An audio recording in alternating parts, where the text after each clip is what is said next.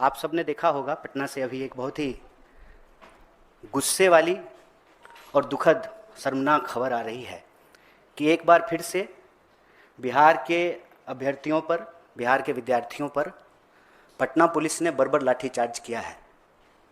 और ये पहली घटना नहीं है। आप अगर पिछले कुछ महीनों में लगातार जो खबरें सुर्खियों में रही हैं उसको देखेंगे तो बार बार बिहार के विद्यार्थियों के ऊपर लाठीचार्ज किया जाता है। और लाठीचार्ज की नौबत क्यों आती है?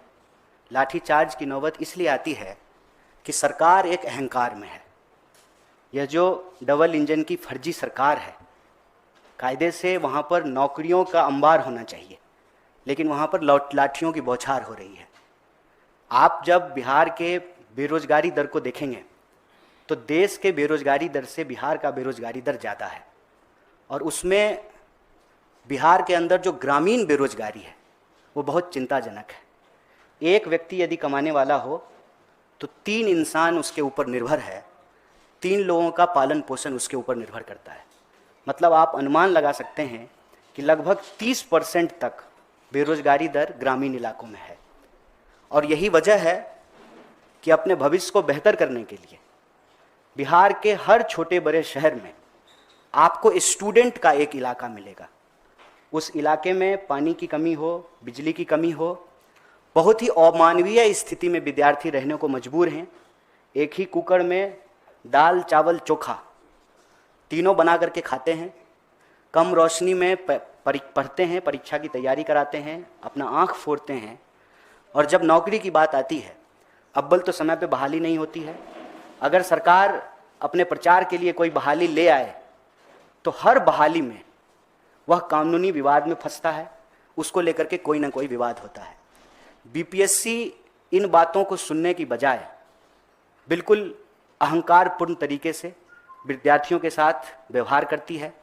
चाहे बिहार में प्रशासनिक पदाधिकारियों की नियुक्ति का मामला हो, चाहे टीचर रिक्रूटमेंट एग्जाम टियर 3 के परीक्षार्थियों का मामला हो, चाहे बिहार में डोमिसाइल का मामला हो, किसी भी मुद्दे पर बिहार के विद्यार्थियों को सुना नहीं जाता है। और अगर आप बेरोजगारी को देखेंगे तो बिहार में लगभग 4 लाख पोस्ट खाली है।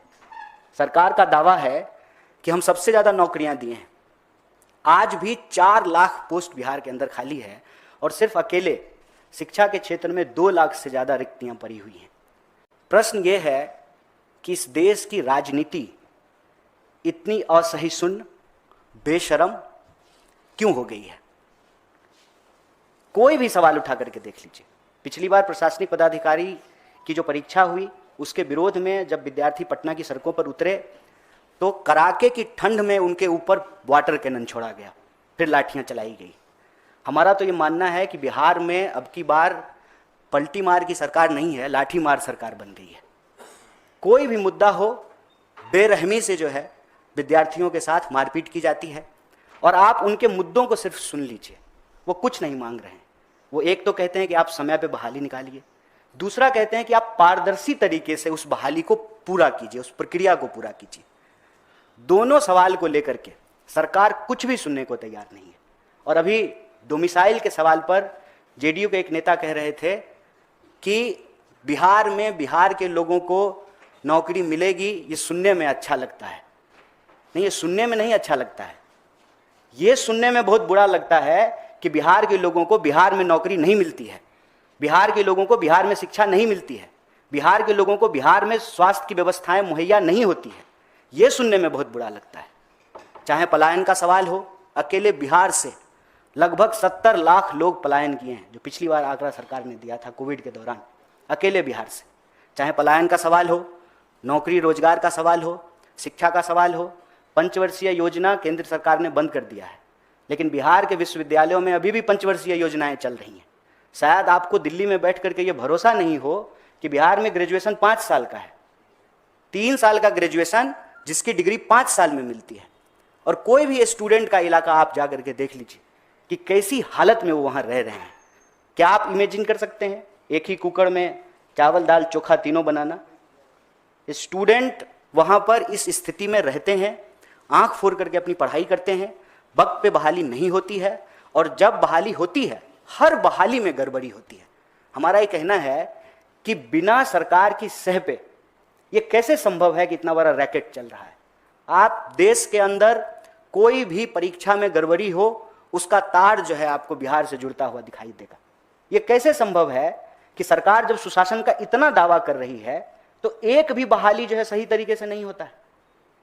और बीपीएससी जो है उसको सुनने की बजाय, जब एक तरफ विद्यार्थी मांग कर रहे थे कि आप जो है री एग्जाम कीजिए, दोबारा सही तरीके से रिजल्ट निकालिए, उसको सुनने की बजाय जो है पुलिस जो है उनके ऊपर डंडे चला रही है।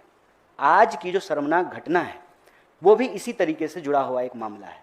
मामला ये है कि सरकार ने एक एग्जाम लिया, TRE, टीचर्स रिक्रूटमेंट एग्जाम 3 उसको कहते हैं, TRE 3। उसका एग्जाम हुआ, उसका रिजल्ट आया, विद्यार्थियों ने उस रिजल्ट की गड़बड़ी के ऊपर प्रश्न उठाया। जिस दिन रिजल्ट आया उसी दिन से हुआ ये कि वह जो परिणाम आया है, एक ही इंसान का सिलेक्शन कई जगह पे हुआ है।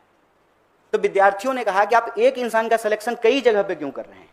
इसकी बनिस्बत जो है, जो लोग सेलेक्ट नहीं हुए हैं और वो अगर मेरिट लिस्ट में आ रहे हैं, आप उनको बहाली का मौका दीजिए।